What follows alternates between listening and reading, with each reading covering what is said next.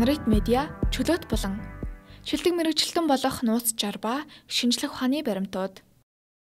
Өнгөрсөн жил YouTube-ээр хэсэж яваад шинжлэх ухааныг энгийнээр тайлбарладаг төрөлтөө шилдэг тооцогдох Veritasium-ийн нэгэн бичлэгийг олж үзв.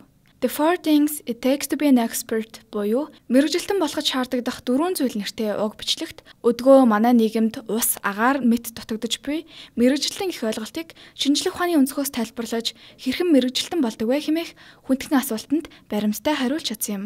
Иймд сонсогч залуу мэргэжилтнүүддээ уг бичлэгийн агуулга дээр суурилж шилдэг мэргэжилтэн болох нууц жорыг хуваалцъя. Юун түрүүнд нэгэн сонирхолтой судалгааны талаар өгүүлье. Шатрын их маструуд томоохон тэмцээний өргүүдийг хараад л хэний хизээ тоглосон өрг болохыг нь мэдэж чаддаг аж. Тэд яаж ингэж чаддаг вэ? Үнэхээр ой ухаан нь жирийн хүнээс илүү гэж үү? Энэ асуултанд хариулах судалгааг 1973 онд хийжээ. Судалгаа нь шатрын мастер дундаж анхан шатны гэсэн 3 тоглогчийг хамруулав. Тоглогч бүрт бодит тоглолтын үеэр гарч болох өргийг 5 секундын турш харуулсны дараа хоосон өрг дээр тэрхүү өргийг дуурайн өргөх даалгавар өгчээ. Ингэхдээ оролцогчид зөв өртлөө эхний өргийг 5 секундын хугацаатай хэдэн ч удаа харж болно. Туршилтын үр дүнд мастер тоглогч 4 удаа, дундаж тоглогч 7 удаа, анхан шатны тоглогч 10 гаруй удаа харж байж өргийг зөв өржээ. Үүний дараа судлаачид шатрын хөлгийг санаандгүй байдлаар буюу бодит тоглолтын үеэр хязгаарч байх боломжгүй байрлалд өрөөд өмнөхтэй ижил даалгаврыг өгөв. Ингэхэд шатрын мастер анхан шатны тоглогчтой яг ижил үр дүн үзүүлжээ. Үүнээс үзэхэд шатрын маструуд энгийн хүмүүсээс илүү ой санамжтай бус олон мянган өргийг тогтоож бодит тоглолтуудыг сэжилдэг байна. Энэ тухайд шатрын домог Карл Магнус би ихэнхдээ яаж нүүхээ бодож олох шаардлагагүй байдаг. Зүгээр л мэддэг гэсэн юм. Үүнээс үзвэл мэргэжилтэн байхын тулд заавал гоц ухаантан байх албагүй. Цаг хугацаа, хүч хөдөлмөр, сэтгэл зүрхээ зориулж чадвал хүн бүхэн мэргэжилтэн болж чаддгаа гэсэн үг. Тэгвэл нэг зүйлдээ мэргэжлийн болж бусад хүмүүсийн нүдэнд ич хэдийн мэд харагдахын тулд яг яах ёстой вэ? Хариутай оролдлого. Шатрын маструуд олон мянган удаа тоглож байж, дуучид тоймгийн олон удаа дуулж байж л мэргэжлийн болдог. Гэхдээ оролдлого бүрт хариу буюу зөв эсвэл буруу эсэх мэдээлэл гарцаагүй хэрэгтэй. Тиймээс нууц жорын эхний орц бол хариутай оролдлогод. Хариугүй оролдлого үр дүнгүй байдаг гэдгийг батлах нэгэн судалгаа бий. Тус судалгаанд улс төр эдийн засгийн үйл явдлыг таамагладаг санал бодлоо хэлдэг сэтгүүлч эдийн засагч зэрэг 284 хүнийг хамруулжээ. Судлаач 20 жилийн турш тэдгээр хүмүүсээс Жорж Буш дахин сонгогдох уу, интернетийн хөөс хаарах уу зэрэг асуултыг асууж гарч болох үр дүн бүрийн тохиох магадлалыг хуваар илэрхийлэхийг хүсжээ. Ийхүү 80,000 гаруйд хамаг цуглуулж дөнгөн нэгтгэхэд товчхондоо бүгд маш муу дүн авсан байна. Салбарын мэргэжлүүд гэж хэлж болох эдгээр хүмүүс тухайн асуултуудад жирийн хүн нүдэн анаад тааснаас ялгаагүй хариулжээ. Үүний шалтгаан нь тэдний таамаглах гэж оролцсон үйл явдлууд асар цөөн удаа буюу ихэвчлэн бараг л ганц удаа тохиолдож буй үйл явдлууд юм. Үүнээс үзэхэд сайн үр дүн гаргая гэвэл тууштай оролдлогоос гадна оролдлого бүрийнхээ хариуг авч түүнээс улбаалан дараагийн оролдлогоо илүү сайжруулах ёстой. Гэхдээ үүнд дараагийн орц болох тогтмол орчин гэх зүйл нэн чухал. Тогтмол орчин. Рулет олон удаа тоглож тоглох бүрдээ хожил эсвэл хожигдол авч буй хүнийг мэргэжилтэн хэмээн тооцож болох уу? Мэдээж үгүй. Учир нь рулетийн орчин тогтмол бас. Нэг тоглолтоор ялсан ч тэр мэдлэг туршлагаараа дараагийн тоглолтод ялна гэсэн баталгаа үгүй. Тиймээс бидэнд тогтмол орчин хэрэгтэй.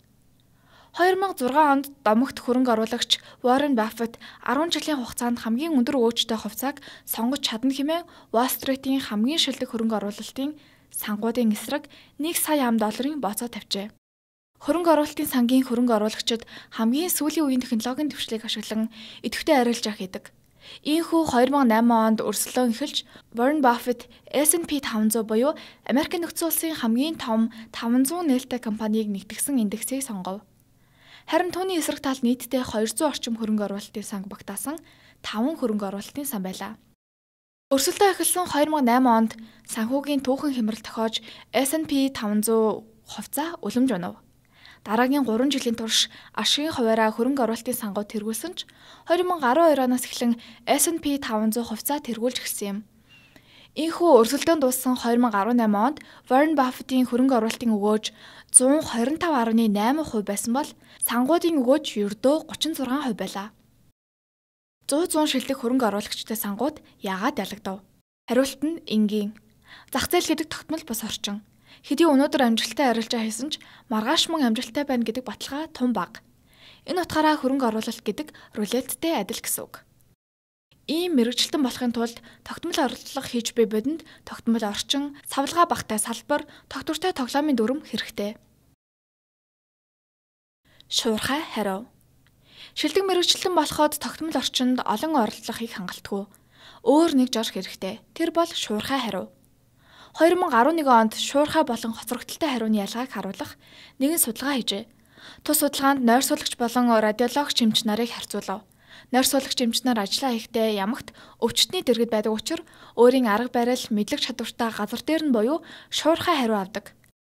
Харин онорч тогтоодог радиологч нар тавьсан оншин зөв эсхийг мэдхийн тулд тодорхой хугацаанд хүлээх ёстой нь сул тал болдог нь судалгаагаар батлагдсан байна. Томоохон компани хүний нөөцийн болон их сургуулийн эсвэлтийн ажилтнуудад мөн ижил асуудал тулгардаг аж. Тэд ажилд авсан ажилтан эсвэл эсвэлсэн оюутан нь хэр амжилттай ажиллаж суралцж байгааг мэдгэд хүндрэлтэй байдаг гэнэ. 1952 оны нэгэн судалгаанд их сургуулийн 14 зөвлөх шинэхэн оюутнуудын ахлах сургуулийн дүн 4 хуудас хувийн эсэ 45 минутын ярилцлага ур чадварын шалгалт зэрэг дээр үндэслэн эхний жилийн дөнгөнд таамаглахад зоржээ.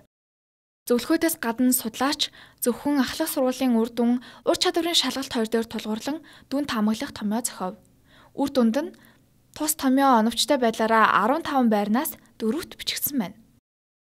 Үүнээс үзвэл гаргасан шийдвэр хийсэн үйлдэлтэй шуурхай хариу авахгүй бол мэрэгчлэн болох хэцүүхэн байх нь.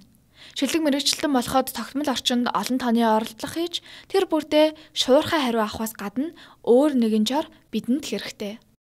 Тэр бол хэд тухлахгүй байх явдал юм. Жишээлбэл зөвхөн ачаалал багтай засмал замаар л яваад байвал жолоочийн урд чадвар сайжрахгүй. Муу цаг агаарт хэцүү замаар жолоодож байж л чадварлаг жолооч болно.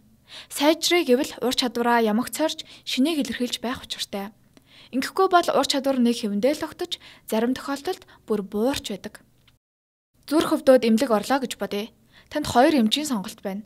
Нэг нь 20 жилийн туршлагатай эмч, нөгөөх нь шинэхэн төгсөгч. Энэ тохиолдолд ихэнх хүмүүс туршлагатай эмчийг сонгодог.